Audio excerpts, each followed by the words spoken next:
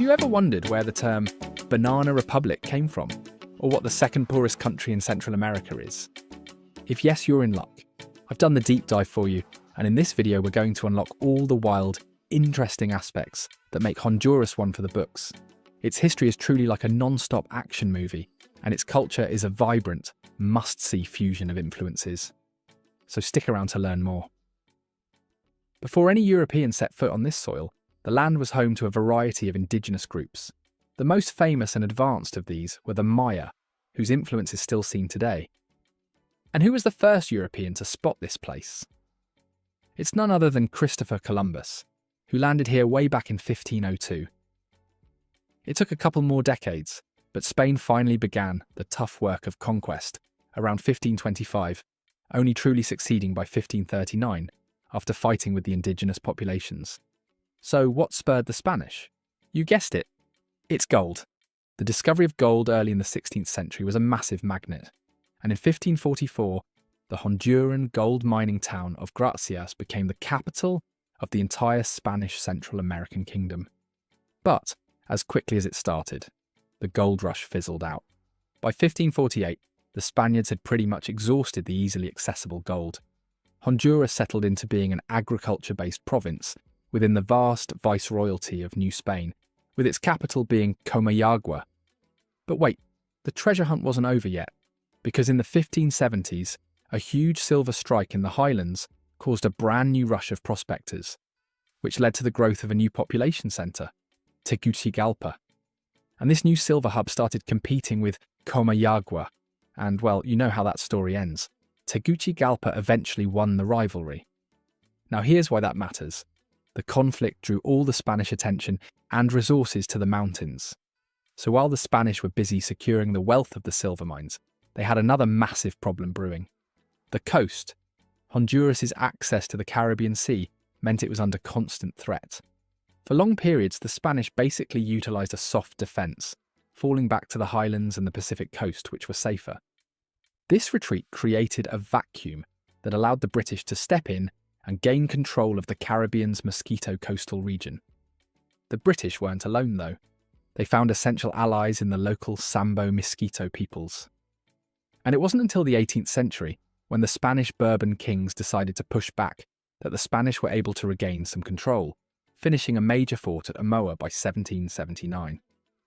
With the Caribbean coastline finally somewhat stabilised and the immediate foreign threats contained, the focus shifted from maintaining the Spanish Empire to dissolving it.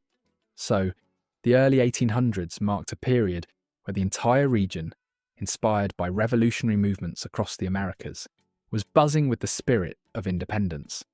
Honduras officially declared its independence from Spain in 1821, but like many Central American nations, it didn't immediately become the fully independent country we know today.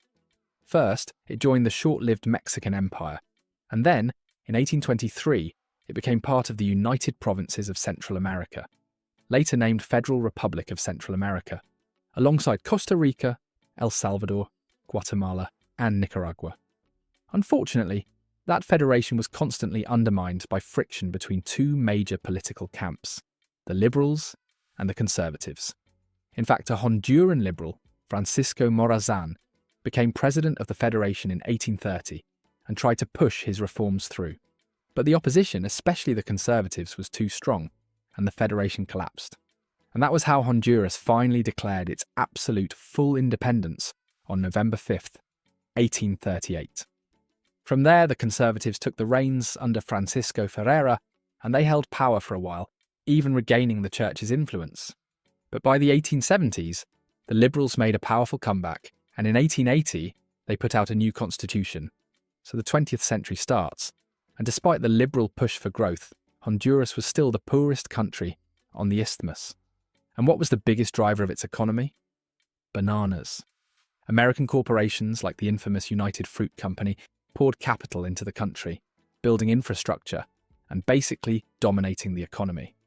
Fun fact, this was actually the period when the term Banana Republic was coined, and Honduras became the quintessential example.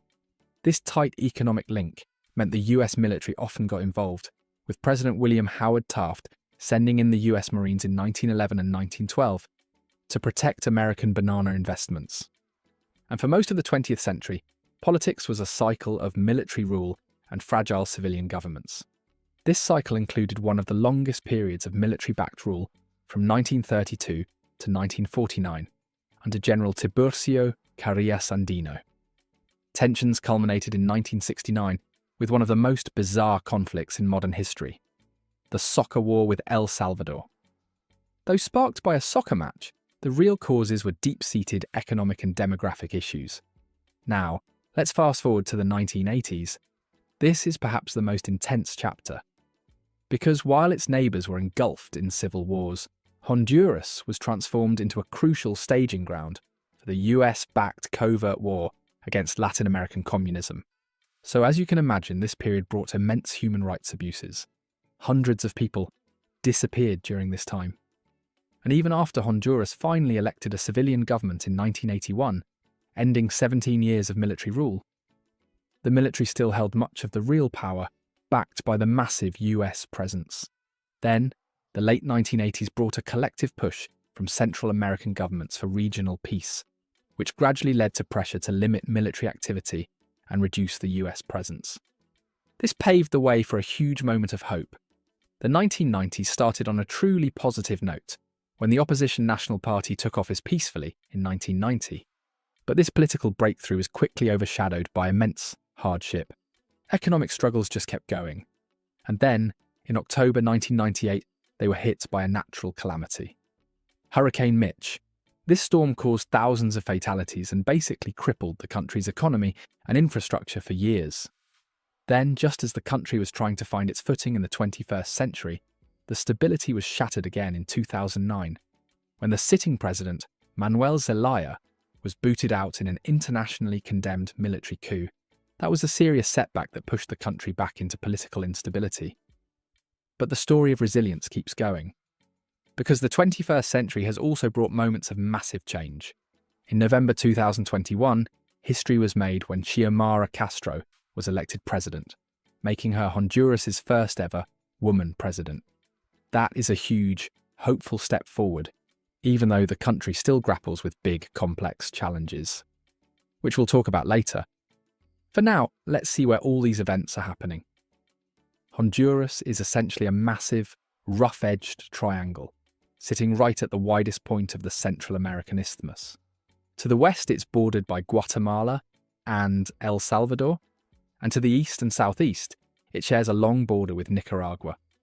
When we look at its size, Honduras is the second largest country in Central America, after Nicaragua, clocking in around 112,777 square kilometres, or 43,543 square miles. And this land we can divide into 5 parts. First, the interior highlands, and this is where the majority of the Honduran population lives, including the capital, Tegucigalpa. The mountains here are intense. To the west, you'll find the highest peaks, like the majestic Cerro Las Minas, soaring to 9,420 feet, or 2,870 metres. Besides that, another crucial feature of the highlands is a massive depression, essentially a natural cross-country path that runs all the way from the Caribbean coast down to the Golfo de Fonseca. This depression acts as a historical highway, dividing the mountain range and making it easier to cross the isthmus. Now let's head north to the coast to enter the Caribbean lowlands, which is essentially just a strip of river valleys and coastal plains. The most developed area is along the Rio Ulua near the Guatemalan border, which is the country's industrial and commercial hub. It's where you'll find Puerto Cortés, the country's largest port, and San Pedro Sula, the industrial capital. On the far eastern side, near Nicaragua, the lowlands explode into a huge remote area known as the Mosquitia. This area is completely different. It's the least developed, very thinly inhabited, and culturally distinct. It consists of inland savanna interspersed with swamps and coastal mangroves, often turning into a massive, shallow inland sea during the heavy rainy season. And how can we talk about the Caribbean without mentioning the islands? Offshore, the beautiful Islas de la Bahia is a world-famous destination. The main islands are Roatan, Utila, and Guanaja. Finally, we head south to the smallest region, the Pacific lowlands. This is a narrow, flat strip of land on the north shore of the Golfo de Fonseca, And the land here is flat and often swampy, and the extensive mangrove forests along the coast provide crucial, safe breeding grounds for local wildlife. But despite this beautiful landscape, Honduras is recognized as Central America's second poorest country. And let's see why. Long story short, the country's facing high corruption, weak institutions, extreme income inequality, and political instability, compounded by overdependence on agriculture, vulnerability to climate disasters, high crime/violence, and limited investment in education and infrastructure. On the bright side, its economy is showing much progress. The total GDP was about $37.09 billion in 2024, and the economy is growing steadily, projected to expand by a solid 3.3% in 2025. On top of that, unemployment is trending down, expected to be around 6.1% in 2025. Not bad at all. So where's all the money coming from? Remittances. That's the money sent home by Hondurans working abroad, and it accounts for about 25.7% of the GDP. Besides that, what else is driving this growth? Well, you've got the huge textile industry. If you're wearing clothes right now, they might have been made in Honduras. Companies love the access they get through the CAFTA-ADR trade agreement and the benefit of nearshoring, which is moving manufacturing closer to the US. This is why cities like San Pedro Sula are seeing huge investment. And of course, we can't forget about agro-exports. Farming still makes up about 12% of the GDP. We're talking coffee, bananas, palm oil, and seafood. Farmers are even pushing hard for more sustainable production to meet demand in Europe and North America. You know why? Because Honduras is actually a regional champion in clean energy, with over 60% of its electricity coming from renewable sources like solar and hydro as of 2022. And they're hoping to transition to 80% renewable electricity by 2038. Okay, so now that we understand the economy a little bit better, let's take a look at what's behind all that. When you look at the people, you'll find that the majority of the population is mestizo, meaning they have a mix of Spanish and indigenous heritage. And only about 7% have purely indigenous ancestry, but the traditions of the ancient cultures are still a huge part of the national identity. You see, the indigenous heartbeat of the nation, particularly the Lenca and Maya cultures, pulses right through modern Honduras. You can explore Lenca villages and witness their time-honoured practices, from making intricate pottery in places like La Esperanza to creating beautiful stone carvings inspired by the ancient Maya in the ruins of Copan. It's honestly like stepping into a living, breathing history book. But the story gets even richer when you head to the coast, because along the Caribbean, you find the incredible Garifuna people. They bring a powerful, infectious spirit to life, blending African, Arawakan, and Carib cultures. You have to dive into their world of music and dance. When you hear the beat of their lively punta dance, it's impossible not to join in. Seriously, Honduran music is a cultural tapestry, from that punta groove to the infectious cumbia.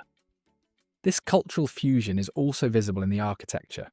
Wander through historic cities like Comayagua and Gracias, and you'll see the echoes of Spanish elegance in the colonial architecture and centuries-old churches, creating this captivating, historical ambience.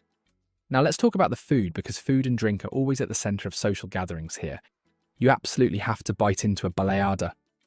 It's like the ultimate Honduran breakfast or snack, a simple, delicious flour tortilla folded over mashed beans, cheese and cream.